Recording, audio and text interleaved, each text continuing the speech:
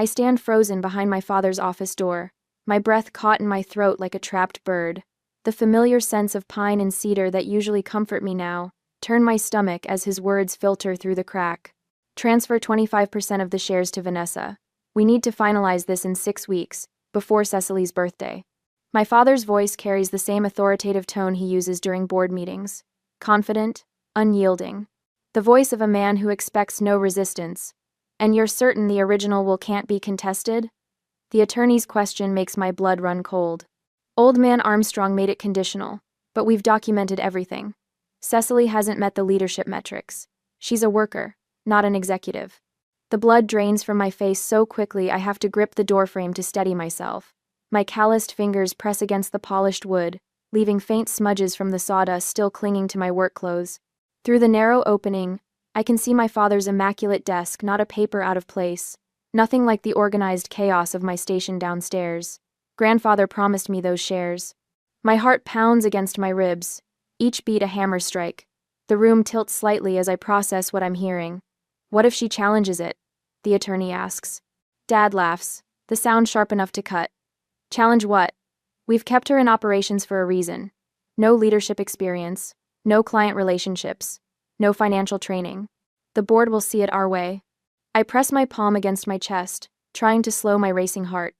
My lungs can't seem to pull in enough air. 30% of timberline forestry, my inheritance, my birthright being stolen right from under me, handed to my sister who hasn't spent a single day on the mill floor. I back away silently. Decades of moving through forests making my retreat soundless despite the roaring in my ears. The stairs down to the sawmill feel endless. Each step carries me further from the life I thought I had secured, the future my grandfather promised. The familiar symphony of machinery greets me as I push through the double doors to the production floor. The massive bandsaw screams through a Douglas fir. The planer whines as it smooths rough boards. The conveyors rumble under the weight of fresh timber. Sounds that once represented my heritage now feel hollow, mocking. I nod mechanically to Miguel at the sorting station as I pass, unable to form words. He's worked here 30 years longer than I've been alive and can grade lumber by touch alone. The employees respect me. They know I understand every inch of this operation. But upstairs, where decisions are made, my expertise means nothing. My mind drifts back to when I was 12, grandfather taking me into the forest at dawn. The memory is so vivid I can almost feel the morning dew soaking through my jeans as we hiked between towering trees. Look up, Cecily, he'd said, his weathered hand on my shoulder. What do you see? Kai. Trees? I'd answered, uncertain. He chuckled, the sound warm like sunlight filtering through branches. Legacy. 5 generations of Armstrongs have tended these forests. Your father sees dollar signs. Vanessa sees nothing at all. But you, he'd squeezed my shoulder, you're the only one who truly respects the craft. I'd beamed under his approval, soaking it in like a sapling in spring rain. His hands strong, cracked from decades of work, had shown me how to read the grain, how to judge which trees were ready and which needed time. Forestry isn't just harvesting, it's stewardship. Forestry isn't just harvesting. Months before he passed, he'd called me to his home office. His once powerful frame had shrunk, but his eyes remained sharp. You'll have to prove yourself, Cecily, but I've made provisions. When you turn 35, if you've met the metrics I've outlined, 30% of timberline becomes yours. I'd protested, not because I didn't want the responsibility, but because I knew how my parents would react. They'd always favored Vanessa. She's smarter and more creative. Mom would say when comparing our report cards, even though mine showed straight A's. You're just a worker, Dad would add, somehow making it sound like an insult rather than recognizing the value in what I did. The memory fades as I reach my small office tucked beside the kiln room. I close the door and sink into my chair, the worn leather conforming to my body like an old friend. Evening finds me in my small apartment across town, pacing between the kitchenette and living room. The space is modest, all I need when I spend 14 hours a day at the mill. I pull out the keepsake box from under my bed, fingers trembling slightly as I lift the lid. Beneath photographs and childhood treasures lies a sealed envelope. My grandfather's will, the copy he insisted I keep. I break the seal for the first time, scanning the legal language until I find what I'm looking for. Upon reaching 35 years of age, Provided operational efficiency metrics are maintained above industry standard for 3 consecutive years, Cecily Armstrong shall receive 30% voting shares in Timberline Forestry LLC. The words blur as tears fill my eyes. Not from sadness, but from a fury that's been building for years. Every weekend worked while Vanessa traveled Europe. Every idea stolen by my father and presented as his own. Every achievement attributed to management in company newsletters. I set the paper down and straightened my shoulders. In 6 weeks, I turned 35. For 10 years, I've sacrificed everything for this company, believing my time would come. I've been silent too long, compliant too long. Not anymore. I pick up my phone and make a call I should have made years ago. It's time to fight for what's rightfully mine. That night, I don't sleep at all.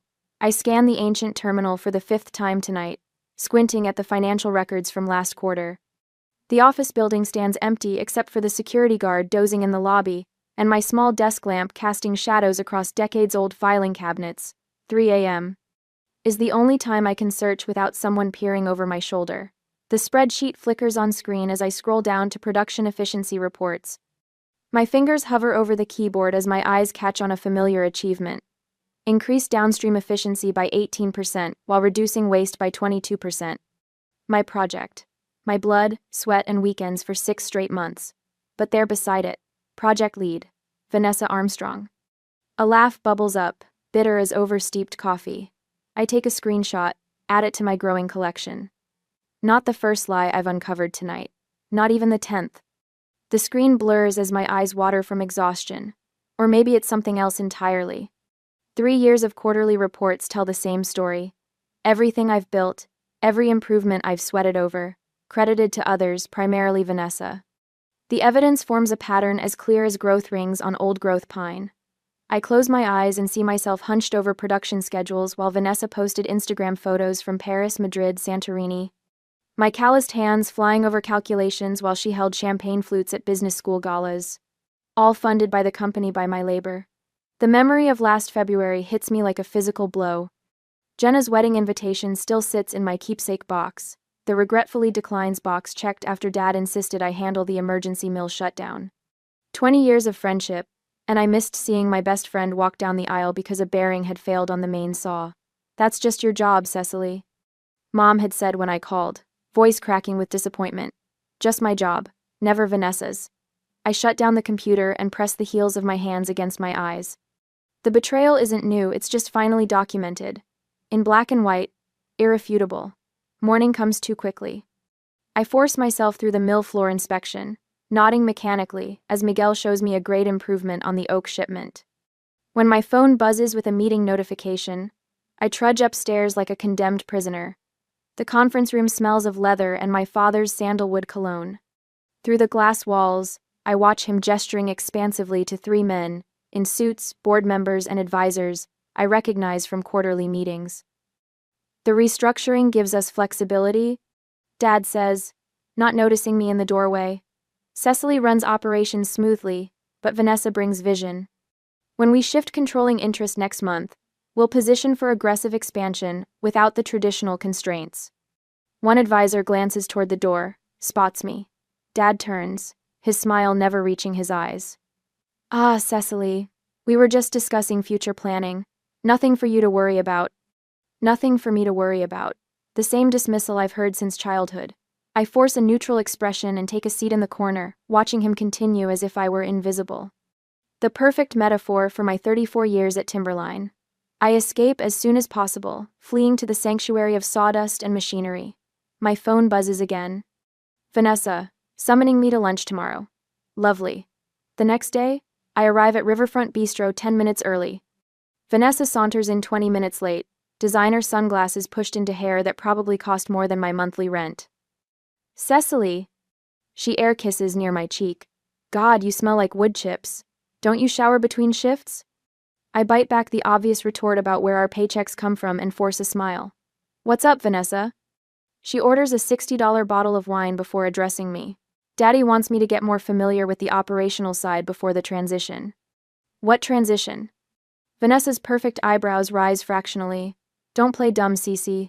Daddy always said I'd run the company someday. She tosses her hair back, diamond earrings catching the light. I mean, you're great with the blue-collar stuff, but this is business. Real business. The wine arrives. I don't touch mine. 30%, I say quietly. What? Grandfather's will gives me 30% of voting shares when I turn 35. 6 weeks from now. Vanessa laughs, the sound like breaking glass. Oh, honey, that was conditional on leadership metrics. She leans forward, patting my hand condescendingly. You've been stuck in operations for a decade. The board will never consider you leadership material. Because they've been systematically erasing my contributions. Because every achievement has been stolen from me, credited to others to her. I stand abruptly, my chair scraping against hardwood. We'll see. That afternoon, I make a call I've avoided for 3 years. Kate Lawson answers on the second ring. Cecily Armstrong. Didn't expect to hear from you again. I wince at her tone. I need to talk to you. About what happened. Silence stretches between us. Kate had been our safety manager for 8 years before being fired suddenly for documentation inconsistencies.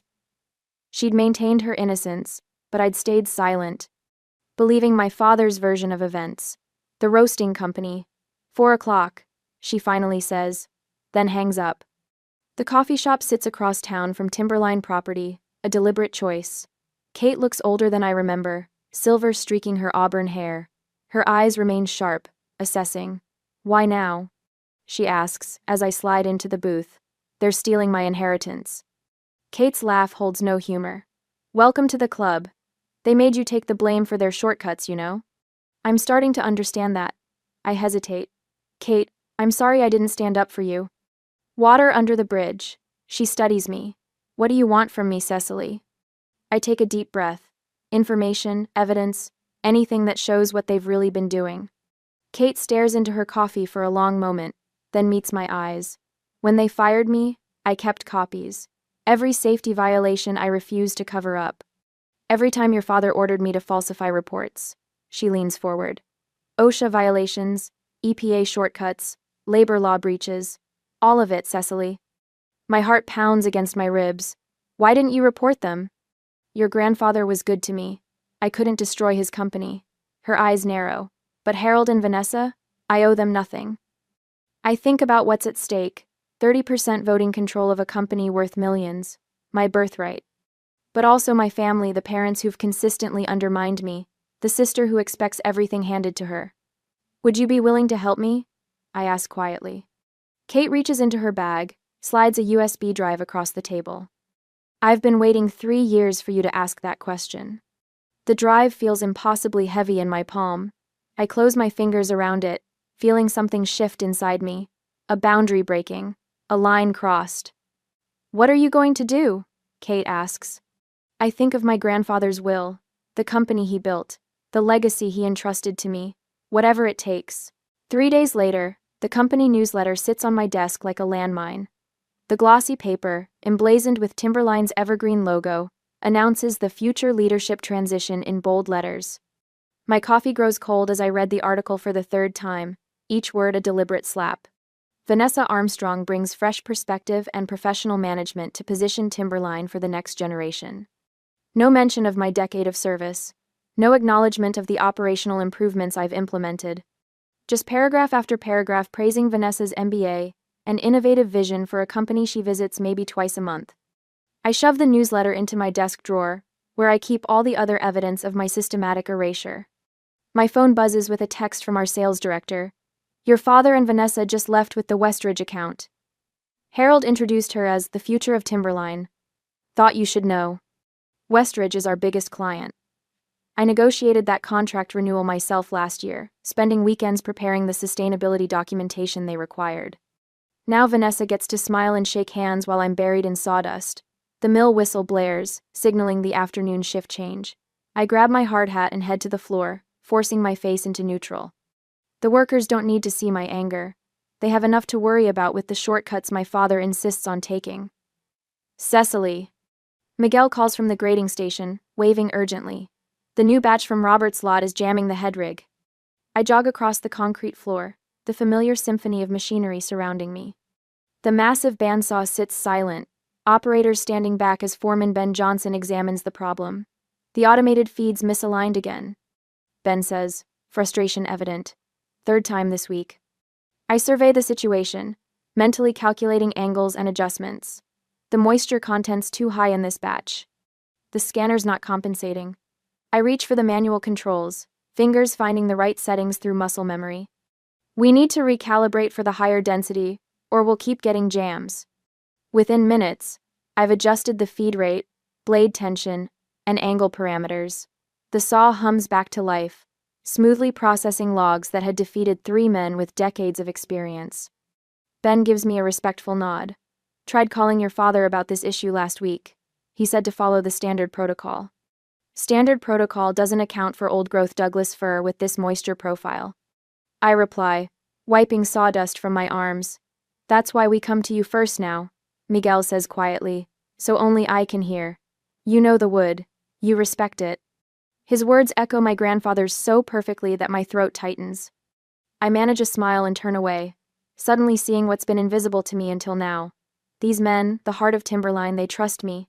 Not my father, not Vanessa, me. A strange new feeling unfurls in my chest as I walk back to my office. It's not quite confidence, something stronger. Recognition of my own worth, independent of my family's validation.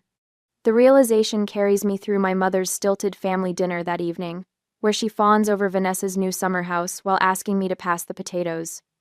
It shields me when Vanessa smirks and mentions, finally bringing professional management to modernize our outdated operations. What exactly do you find outdated? I ask, surprising everyone, including myself, with the direct question. Vanessa blinks, fork pausing halfway to her mouth. Well, you know, everything's so manual. We could automate more, streamline processes. Which processes specifically? My father clears his throat. Cecily, your sister has studied modern business approaches. I'm genuinely curious, I interrupt, voice steady. Which processes at the mill would you automate? What's your approach to varying moisture content in old-growth timber? How would you adjust cutting patterns to maximize yield while maintaining structural integrity? Silence falls across the dining room. Vanessa's mouth opens, then closes. My mother laughs nervously. Goodness, Cecily, this isn't a board meeting. No, I agree, setting down my napkin. It's just the future of our company. Later that night, I meet Kate at her cabin outside of town. The former safety manager was fired 3 years ago, after refusing to falsify inspection reports. My father called it restructuring. Everyone else called it what it was, retaliation. Kate's dining table disappears beneath stacks of documents as we sort through years of violations she documented before her termination. Look at this pattern, she says, pushing her reading glasses up.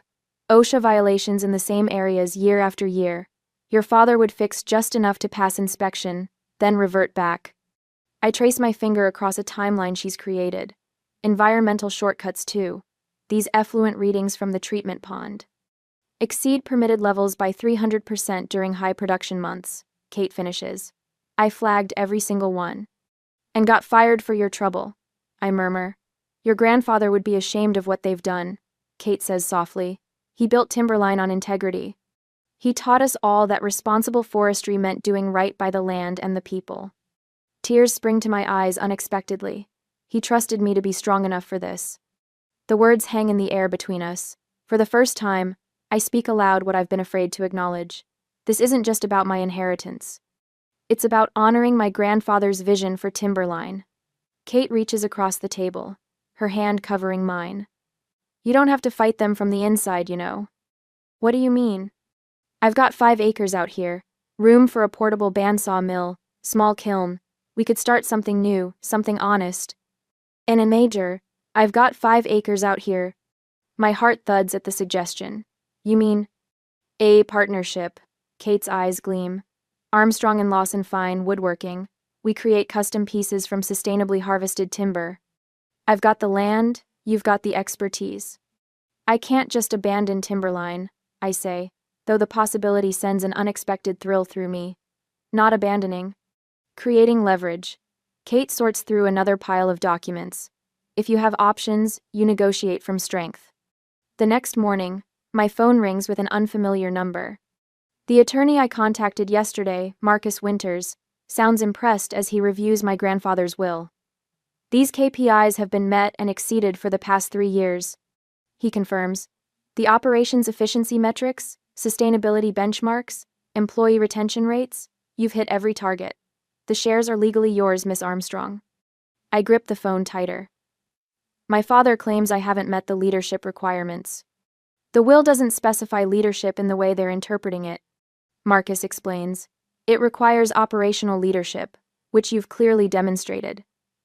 Your grandfather was quite specific about measuring outcomes, not titles. After the call, I drive out to my grandfather's favorite stand of old-growth forest. The ancient trees tower overhead, their massive trunks wider than my car. This parcel, which he refused to harvest, stands as his monument. I rest my palm against the rough bark of a Douglas fir that was old when the Declaration of Independence was signed. Above me, sunlight filters through branches that have weathered centuries of storms. The strongest trees weather the harshest storms. My grandfather used to say, his weathered hand patting the trunk just as mine does now. Standing here, surrounded by these quiet giants, clarity washes over me. I've been so focused on what I might lose that I failed to recognize what I already possess. Knowledge no business school could provide, loyalty from workers who respect skill over titles, and the true understanding of stewardship my grandfather valued above all else. I don't need my family's approval to honor his legacy. That evening, I climbed the stairs to my small apartment, bone-tired but resolute. As I set my keys on the counter, my gaze falls on a cardboard box I haven't opened since the funeral. My grandfather's personal effects, which no one else wanted. Something compels me to open it now. Inside, beneath old photographs and a worn flannel shirt that still smells faintly of cedar and pipe tobacco, I find a leather-bound journal I've never seen before. My hands tremble as I open it, recognizing my grandfather's precise handwriting. The journal spans decades, documenting his observations about the business and about his family. Page after page reveals his concerns about my father's shortcuts, his disappointment in Vanessa's disinterest in the craft, his growing certainty that I alone understood what Timberline should be. The final entry, dated just weeks before his death, reads, "Cecily alone has the wisdom to steward this legacy. I've arranged for her to have the means, if she finds the courage. The trees have taught her patience and resilience. Now she must learn to stand tall against the wind."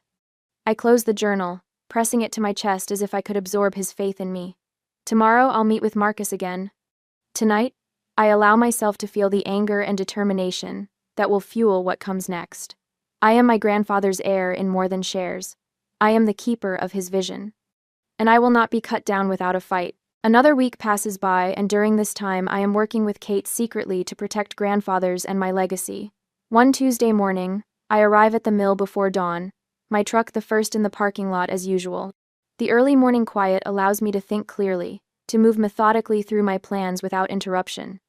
My grandfather's journal sits heavy in my bag, its worn leather cover a reminder of the legacy I'm fighting for. For 2 weeks I've been building my case. Every violation, every stolen idea, every manipulation, all meticulously documented in folders color-coded by severity. Red for safety violations that could shut us down. Blue for labor issues that would trigger investigations. Green for the environmental shortcuts that would horrify our sustainability-conscious clients. Kate's voice echoes in my head as I unlock my office. "They've underestimated you for years, Cecily. Use that." I spread the documents across my desk, each page a weapon in my arsenal. The attorney confirmed yesterday what I already knew: my performance metrics have exceeded the requirements in grandfather's will for 3 consecutive years. Those shares are legally mine. My phone buzzes with a text from Kate. "Got the final inspection reports. Meeting at 4?" I type back quickly. Perfect. Bringing the contract comparisons. Our side business, Armstrong and Lawson Fine Woodworking, has become more than just a safety net. It's become a statement of independence, a declaration that my skills have value beyond these walls. The mill roars to life around me as workers arrive. Miguel knocks on my doorframe, his weathered face serious. "Your father left new cutting instructions," he says, handing me a clipboard. "Makes no sense with what we've got in inventory." I scan the document, immediately spotting the problem. "Ignore these. Follow yesterday's plan." I hand him the correct specifications. "And Miguel?" "Document any pressure to change course." He nods, understanding flowing between us without words. The loyalty of people like Miguel has become my greatest strength, something my father never bothered to cultivate. By mid-morning, the first counterattack arrives. Dad strides onto the production floor, Vanessa trailing behind in inappropriate heels that click against the concrete. She's dressed for a boardroom, not a sawmill, in a tailored suit that probably cost more than my monthly rent. "Cecily, I need you to turn over operations to Vanessa for the Westlake contract," Dad announces, loud enough for nearby workers to hear. "She'll be handling client relations moving forward." The machines seem to quiet, workers pausing to watch this power play unfold. I notice 3 of them subtly positioning themselves closer, witnesses to whatever happens next. "The Westlake specs require custom cutting patterns." I respond calmly. "I've already programmed the sequence." Vanessa's smile tightens. "I've been briefed on the requirements. Dad thinks it's time I handle more operational oversight." Before I can respond, my phone rings. Westlake's purchasing manager, right on cue. "This is Cecily," I answer, maintaining eye contact with my father. "Cecily, thank goodness," comes Jim Westlake's booming voice, loud enough that Dad can hear. "There's been some confusion. Someone from your office, Vanessa? Tried to discuss our order parameters. We want to be clear. We only want to work with you on this. Your expertise with our custom requirements is why we chose Timberline." I notice Dad's face tightening, the vein in his temple becoming more pronounced. Vanessa shifts uncomfortably. "I understand completely, Jim. I'll personally oversee every aspect of your order, as always." When I hang up, the victory hangs in the air between us. Dad's attempt to sideline me has backfired spectacularly. "Sounds like the client prefers the current arrangement," I say, my voice steady despite the satisfaction coursing through me. "I'll keep you both updated on progress." That evening, the battlefield shifts to Mom's emergency family dinner. The dining room gleams with the good china and crystal, a transparent attempt to remind me of my place in the family hierarchy. Vanessa sits in the place of honor beside Dad, her engagement ring catching the light with every gesture. "We have an announcement," Mom says after serving her signature pot roast. "Vanessa will be taking on an expanded leadership role at Timberline. The board approved it this morning." Vanessa beams. "I'll be overseeing all client relationships and financial operations effective next month." Quite the achievement for someone who's never graded timber, I observe, cutting my meat with precise movements. Mom's smile falters. "Some people just aren't ambitious in the traditional sense, dear. You've always been more comfortable with the hands-on aspects." The dismissal stings, but I'm prepared. 10 years of 60-hour weeks building client relationships while maintaining the highest efficiency metrics in company history seems pretty ambitious to me. Dad shifts uncomfortably. "Your contributions in operations have been valuable, Cecily. But Vanessa brings professional management experience that the First National Bank seems very interested in." I interrupt. "Their loan officer called me today.